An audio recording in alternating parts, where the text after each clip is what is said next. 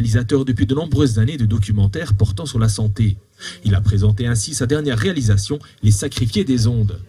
Il y a quelques années, on a commencé à me parler d'un sujet qui me semblait, moi, que je ne connaissais pas du tout, des gens qui étaient sensibles aux ondes. Alors, qu'est-ce que ça voulait dire, sensibles aux ondes? Ben voilà, c'est des gens qui apparemment étaient sensibles à certaines fréquences au téléphone portable, au Wi-Fi, aux antennes relais, etc. Donc, j'ai entendu pas mal de témoignages autour de ça. Puis à un moment donné, moi, je travaille avec beaucoup de chercheurs, de scientifiques. Je leur ai posé la question. Je leur ai dit, qu'est-ce que vous en pensez, quoi? Pour vous, est-ce que ça a du sens ou pas? Est-ce que ces gens... Alors, le problème, c'est qu'on disait à ces gens, en fait, l'idée, c'était de les mettre en psychiatrie, en gros, de dire qu'ils étaient un peu barrés, quoi.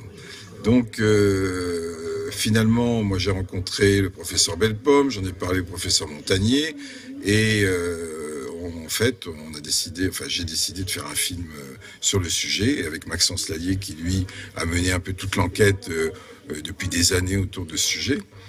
Et donc voilà, puis on est parti dans l'aventure, j'ai essayé de comprendre qu'est-ce qui se passait, pourquoi, est-ce qu'il y avait une réalité de ça. Et en fait, oui, il y a bien une réalité, il y a des gens qui sont très sensibles. Voilà, il y en a qui le sont moins ou pas, mais il y en a qui sont très sensibles.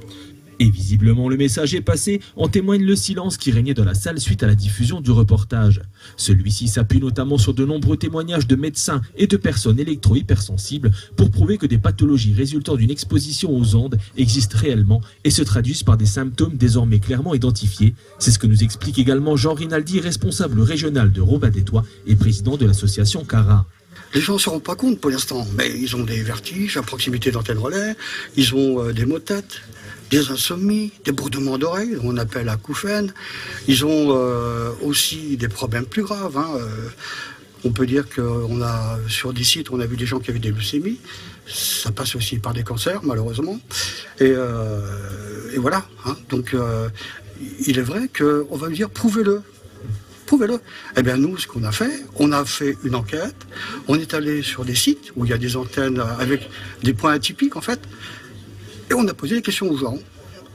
Et je peux vous garantir que le résultat est éloquent. Vraiment, les gens, en première cause, ils perdent la mémoire aussi, beaucoup. La deuxième cause, c'est les vertiges. Et là, il faut commencer à s'inquiéter. Parce qu'il n'y a pas que les antennes relais, il y a les pollutions intérieures. La soirée s'est terminée par un débat animé par les organisateurs qui ont pu recueillir le témoignage de personnes victimes d'électro-hypersensibilité et surtout qui ont fourni de nombreux conseils pour limiter notre exposition aux ondes. Si vous souhaitez obtenir davantage d'informations concernant ce sujet, voici quelques adresses utiles. Et qui vous dit, les gens ils boivent en fait de l'eau comme si c'était de l'eau bouillie.